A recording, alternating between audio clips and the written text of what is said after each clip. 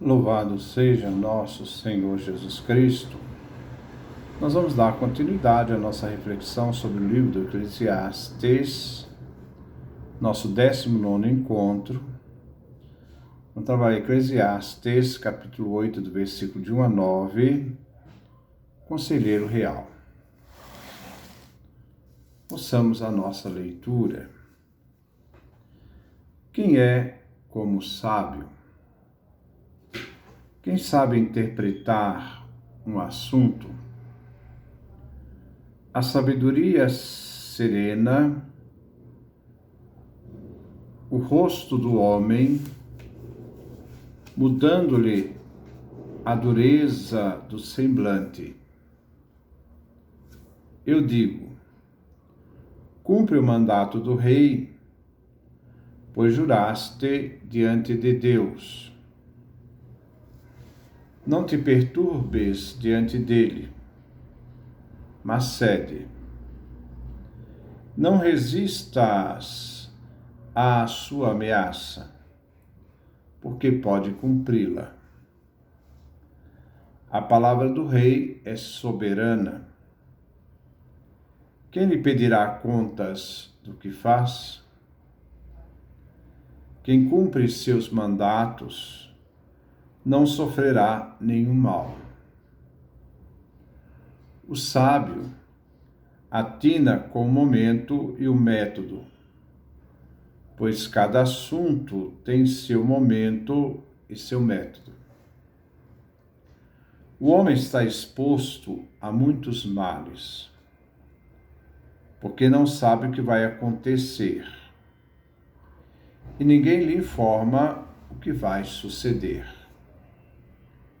O homem não é dono de sua vida, nem pode encarcerar seu alento. Não é dono do dia da morte, nem pode livrar-se da guerra.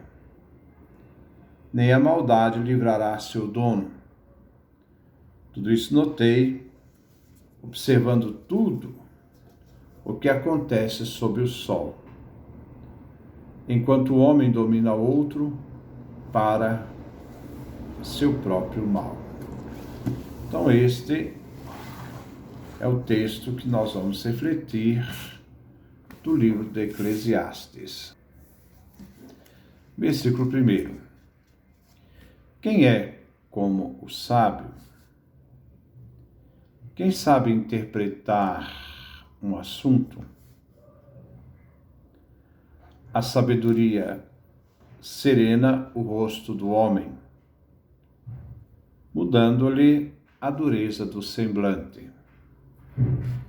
Coelet trabalha o tema da sabedoria tradicional, que é o objeto de todos os elogios. Quem é o sábio? Ele quer acentuar a importância que o autor do Eclesiastes dá à sua obra. O sábio é aquele que conhece a interpretação de um assunto, aquele que conhece seu sentido e solução. Antes de Coelet, em Israel, esta função era dos profetas, que eram intérpretes dos eventos em Israel. Eles decifravam os fatos históricos e a vontade de Javé Deus. Interpretavam os sinais dos tempos. Mas na época de Coelet, não mais haviam profetas, e eram sábios aqueles que interpretavam os assuntos. Quem são os sábios? Onde estão? Como os identificar? A sabedoria é como a luz, que vem manifestada em seu resplendor, pois não se pode ocultar a luz, não se pode ocultar o sábio. É a sabedoria que faz o sábio. O O sábio manifesta a sabedoria em seu semblante. O rosto é espelho da alma. A sabedoria, assim, é a fonte de luz dentro do sábio. Por isto, em Jó, se afirma que a sabedoria do homem ilumina o seu rosto. Jó capítulo 29, versículo 24. O sábio é aquele que é capaz de dar resposta às soluções difíceis e comprometidas pela vida. É aquele que pode mudar a rigidez e a dureza do gesto na doçura e na paz do semblante, que é a manifestação externa do equilíbrio interno, em razão da segurança encontrada pela sabedoria. Versículo 2. Eu digo, cumpre o mandato do rei, pois juraste diante de Deus. Coelet inicia com eu digo. Este conselho é próprio do autor e vem dirigido a um leitor ou aluno. Naquela época, se deveria levar a sério tudo o que se referia ao rei e sua soberania, mesmo nos lugares mais afastados da sede real. O rei, na época, era um tirano com quem não se podia entrar em conflito. E é por isso que Coelet aconselha, cumpre, observa o mandato do rei, tudo que vem dele. O motivo da observância é religioso. Juraste diante de Deus. É o juramento de fidelidade e lealdade necessário para exercer qualquer cargo público. Naquele tempo havia doutrina sobre a origem divina do poder real, comum naquela época. Versículo 3. Não te perturbes diante dele, mas cede. Não resistas à sua ameaça, porque pode cumpri-la. Coelet recomenda a prudência na presença do rei.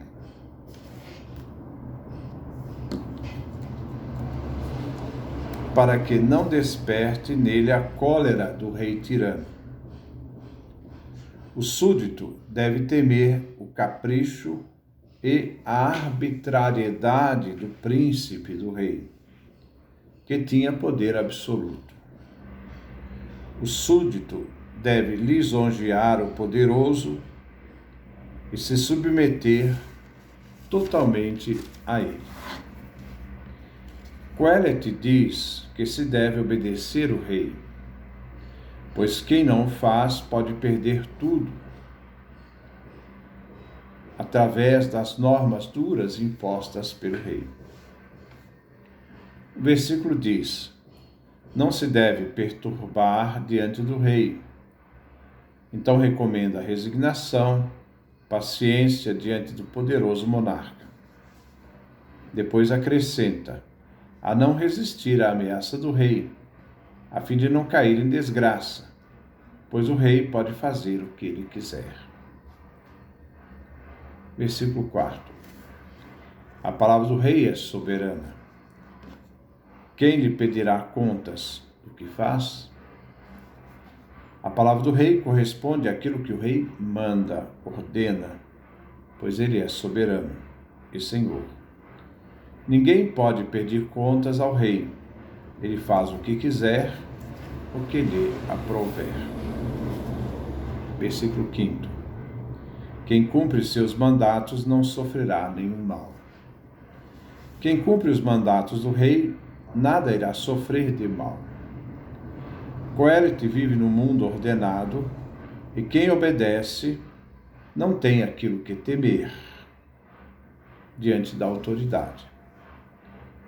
Paulo confirma assim: os magistrados não estão para infundir temor, em quem se comporta bem, mas em quem se comporta mal.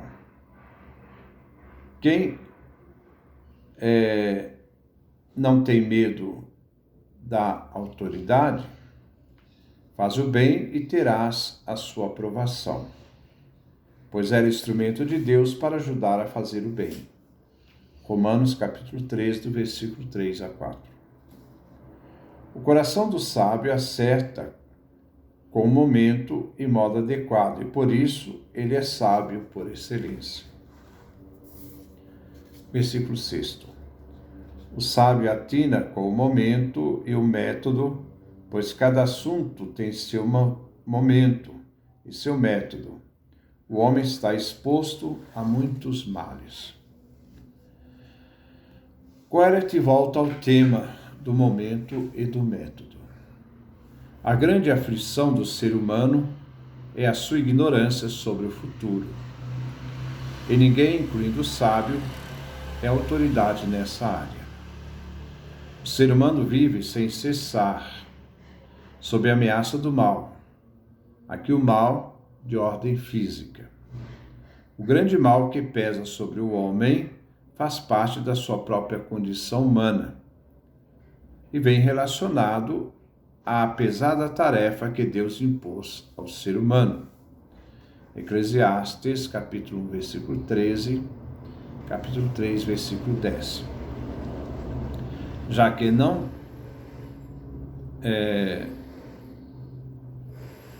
sabe, o ser humano sobre o futuro,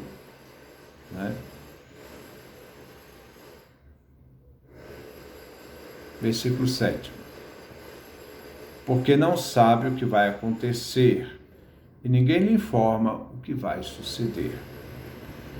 Ninguém tem autoridade do que vai acontecer no futuro, como não tem nenhum ser humano autoridade sobre a morte. O ser humano é incapaz de eliminar as incertas e possíveis desgraças que ameaçam sua vida.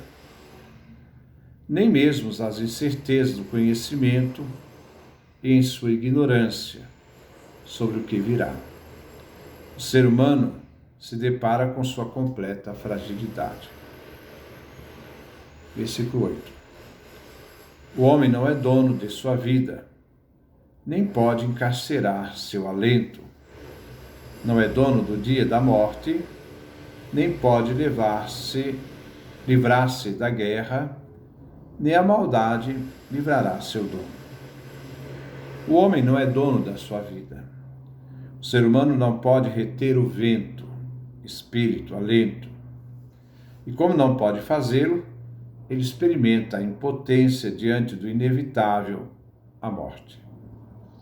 Ele não tem poder sobre o dia da morte.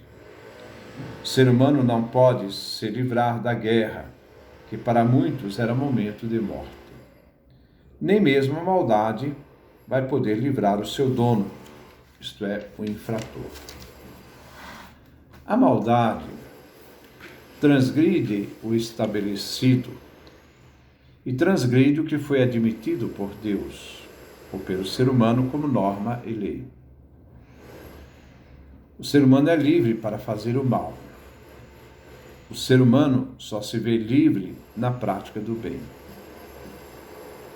Nem a rebelião, nem a maldade que está no ser humano, que a pratica, que rompe com a norma e a lei, pode libertar o ser humano das cadeias, das amarras e suas limitações.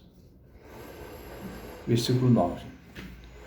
Tudo isso notei observando tudo o que acontece sob o sol, enquanto o homem domina o outro para seu próprio mal. Queret, nesse versículo 9, afirma: notei, observei tudo o que acontece, o que se faz sob o sol. Ele observou o que está ao seu lado, a realidade que vive. Vimos no início as relações dos súditos com seu soberano, onde expôs o exercício do poder dos poderosos, exercido sobre os demais. os súditos. Um homem domina outro. A violência e a brutalidade não trazem vantagens, mas produzem a insensibilidade. O que faz o mal deve, ter acreditado que o crime não compensa. Embora outro homem não seja dono de sua vida, outro homem pode assenhorar-se dela. Coelet demonstra com a palavra para seu próprio mal que o poder absoluto é uma desgraça para todo ser humano. Essa é a reflexão que nós fizemos. Que Deus nos dê a sua graça, a sua bênção, sua face resplandeça sobre nós.